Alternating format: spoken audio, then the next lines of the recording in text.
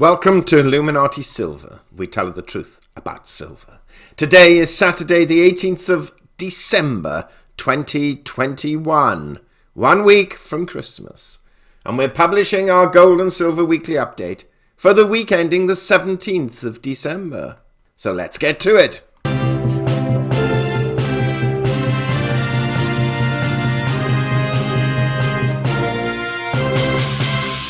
First, looking at precious metals. Gold rose $15 last week, rising from $1,783 to $1,798, having hit a high of $1,814 and a low of $1,756, a rise of 0.9%. In sterling terms, gold finished the week at £1,359, up £14. And in euros, it closed at 1,600 euros exactly. That's up 25 euros. Silver rose 18 cents, rising from $22.20 to $22.38, having hit a high of $22.70 and a low of $21.45, a rise of 0.8%. In sterling terms, silver closed at £16 and 92 pence. That's up 18 pence on the week. And in euros, it closed at 19.93 euros. That's up 0.31, or roughly a third, of a euro. The gold to silver ratio rose from 80 to 1 to 80.3 to 1. On the cryptocurrency front, Bitcoin fell $1,833 and currently stands at $46,888 and once again seems under pressure. Now looking at equities.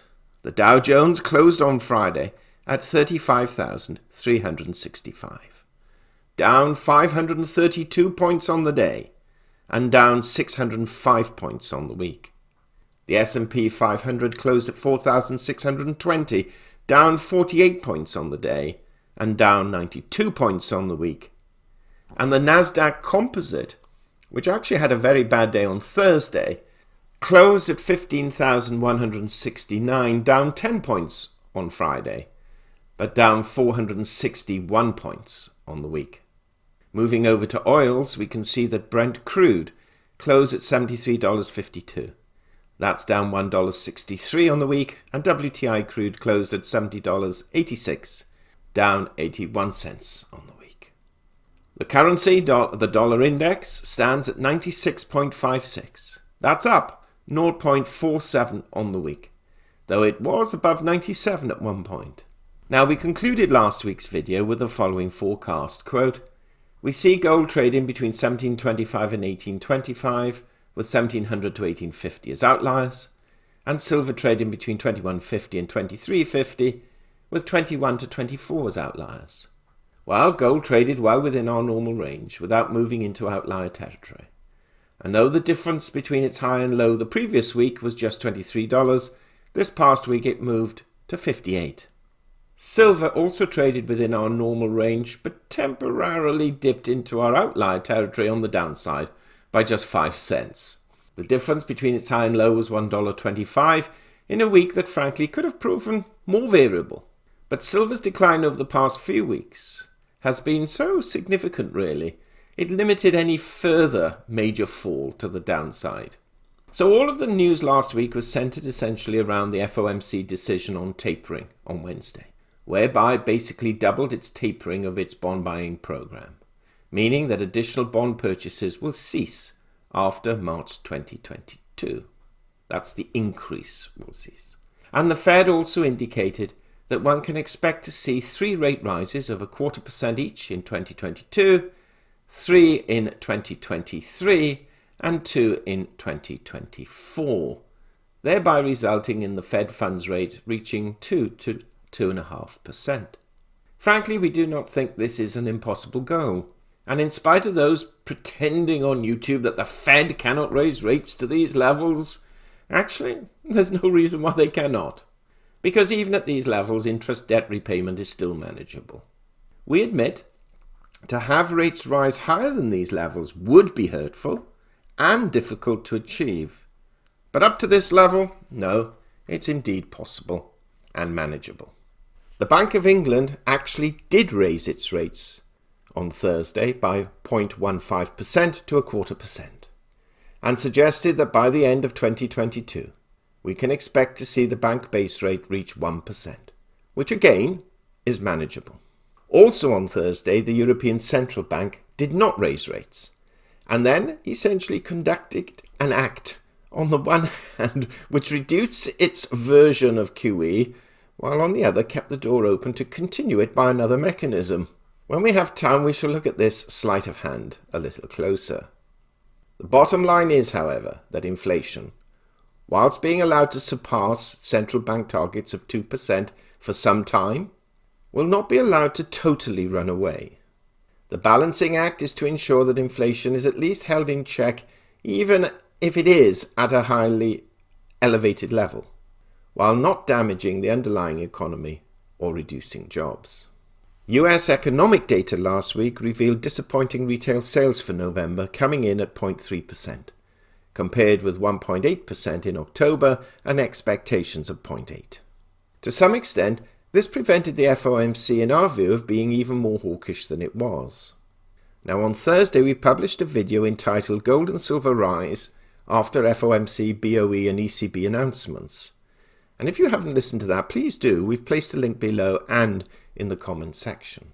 This video encapsulated most of the changes and our views on where we saw prices moving and why we believe the Fed was not quite as hawkish as many believed it to be. But that said, any pressure downwards on the US dollar was somewhat mitigated by the even more dovish response coming out of the European Union and the European Central Bank. Now, before we look at the technicals, let's just take a quick glance at the US economic data being published this coming week. On Monday, we have leading economic indicators for November. Tuesday, current account deficit for quarter 3.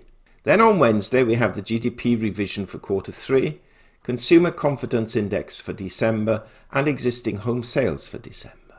Now, on Thursday, we have the weekly jobless claims, and just bear in mind that last Thursdays they actually rose, but we also have a raft of additional data: nominal consumer spending, nominal personal income, core inflation, real disposable income, real consumer spending, durable goods orders, core capital goods orders, and new home sales, all for November. And we also have the UMich Consumer Sentiment Index for December. And then on Friday, being Christmas Eve and a holiday, there will be nothing scheduled. So all the action is Thursday, but don't ignore Wednesday. Now, looking at the technicals, we could see that although gold rose above $1,800, it could not hold on to that level for long, which to some degree is a little surprising because there are a number of tailwinds for gold.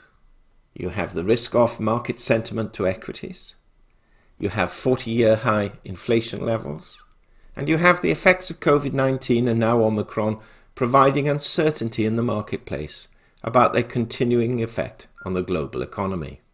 But all of this, to some degree, has been counterbalanced by the continuing strength of the US dollar, which in our view, thanks to the ECB, will continue to rise.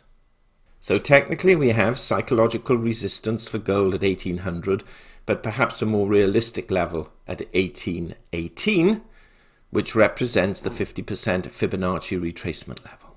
There is psychological support at 1750, and then quite strong technical support at $1,732. Silver attempted a rally like gold but fell back, which is not overly surprising, as we've stated for a considerable time now that until the economy is seen to be in robust health, silver will continue to underperform gold. And the rising gold to silver ratio clearly shows this. There is considerable resistance at the 2260 and moderate support at the 2230, 2210, 22 and 2190 underneath. The 20 EMA rests at $22.90 and the 50 EMA at $23.20, both of which act as quite reasonable additional resistance levels.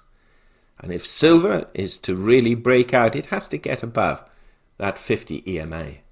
Now tomorrow we shall state where we see gold and silver reaching by the end of December, and early in January we shall be reviewing this year and presenting our forecast for 2022. Needless to say, our predictions for 2021 were far too bullish. And to some degree, like many others, we got caught up in this rather bullish phase. But compared to most, we were still extremely bearish. And once again, as it has been each and every year, the pumpers have been many hundreds of % awry. So with all this in mind, we see gold trading this coming week somewhere between 1725 and 1825, with 1700 to 1850 as outliers. We're not really expecting a move into outlier territory unless there is some major geopolitical news that comes out that we're not expecting. And we see silver trading somewhere between 2150 and 2325, with 21 to 2375 as outliers. What do you think? Where do you think gold and silver are going to trade this coming week? Is there going to be pressure to the downside, or can you actually see them uplifting? Do share your thoughts. Meanwhile, thank you so much for listening. If you haven't done so, please subscribe to our channel, not forgetting to press the bell sign so you're notified of our videos as and when they're published. And finally, we wish you a safe, enjoyable weekend and prosperous week ahead, looking forward to Christmas this time next week. Illuminati silver owners come from a background of banking, international wealth management and economics. Having now retired from these worlds, we are not qualified to give investment advice. Therefore, this and other productions must not be deemed to be giving such advice and merely represent the personal views of its owners.